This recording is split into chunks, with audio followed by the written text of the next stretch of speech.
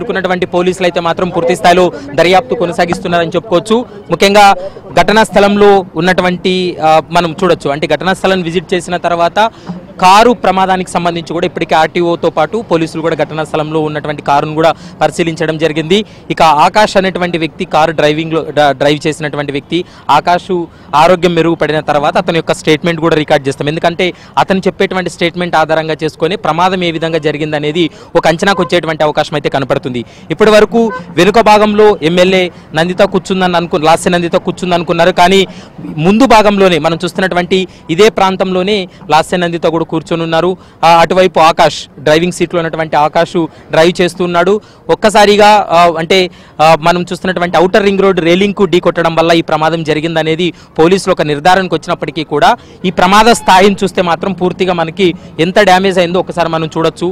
ఈ ప్రమాద స్థాయిని చూస్తే ఎందుకంటే ఈ ప్రాంతం అంతా కూడా పూర్తిగా డ్యామేజ్ అయి ఉంది కాబట్టి వాటికి సంబంధించి కూడా పూర్తి స్థాయిలో ఇంకా ఇన్వెస్టిగేషన్ అయితే కొనసాగిస్తున్నటువంటి పరిస్థితి అయితే కనపడుతుంది. ఈ ప్రాంతం వరకు ఇక్కడ ఇంత డ్యామేజ్ కావడానికి కారణం ఏంటనేది కూడా ఇటు ఆర్టీఓ అండ్ పోలీస్ ఆఫీసర్స్ కూడా పూర్తి స్థాయిలో దర్యాప్తు చేస్తున్నారు. నిజంగా రేలింగ్ ఢీ కొడితే ఖచ్చితంగా ఈ ప్రాంతం మాత్రమే పూర్తిగా డ్యామేజ్ కావాలి, కానీ ఇక్కడ వరకు డ్యామేజ్ అయి ఉంది. ఇక్కడ కొంత ఇసుక కూడా పడింది కాబట్టి ఆ ఇసుకను కూడా క్లూస్ గా సేకరించడం జరిగింది.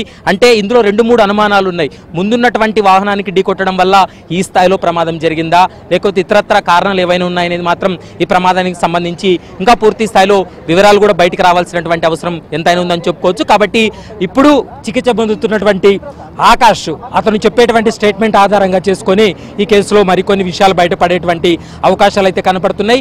గన్మెన్ లేకోకుండా ఆమె ప్రయాణించింది, వాటికి సంబంధించి కూడా ఇప్పటికే పోలీస్ డిపార్ట్మెంట్ వాటిపై కూడా ఆరా తీస్తూ ఉన్నారు. మరోవైపు ఎక్కడ వీళ్ళు ఎంట్రీ అయ్యారు, ఎక్కడ ఎగ్జిట్ కావాలనుకుంటున్నారు అనేటువంటి అంశానికి సంబంధించి కూడా ఇంకా ఇన్వెస్టిగేషన్ కొనసాగుతుంది. ఒక 2-3 గంటలు ఆ ఇన్వెస్టిగేషన్లో వెల్లడైన తర్వాతే ఆ విషయాలన్నీ బయటకు వస్తాయనేది కూడా చెప్తున్నారు. వీళ్ళు ఎంట్రీ అయినటువంటి ఓఆర్ఆర్ పై ఎంట్రీ అయినటువంటి ఫుటేజ్ను కూడా పోలీసులు అయితే సేకరిస్తున్నారు. మరోవైపు ఆర్టీఓ ఆఫీసర్స్ కూడా ఘటనా స్థలానికి చేరుకొని అక్కడ సీన్ విజిట్ చేసిన తర్వాత ఆ మొత్తం బాడీ అంతా కూడా పూర్తిగా డ్యామేజ్ అయి ఉంది కాబట్టి, ముందు భాగం అంతా కూడా పూర్తిగా డ్యామేజ్ అయి ఉంది కాబట్టి వాటన్నిటిపైన కూడా క్లూస్ని సేకరించి ఇన్వెస్టిగేషన్లో వెల్లడైనటువంటి అంశాలన్నింటినీ కూడా ఇటు పోలీస్ ఆర్టీఓ సంయుక్తంగా ఇన్వెస్టిగేషన్ చేసి వాటికి సంబంధించినటువంటి రిపోర్ట్ను తయారు చేసేటువంటి అవకాశం అయితే కనపడుతుంది. వీడియో జర్నలిస్ట్ రాజుతో ప్రవీణ్ కలవల, ఏబిఎన్ ఆంధ్రజ్యోతి.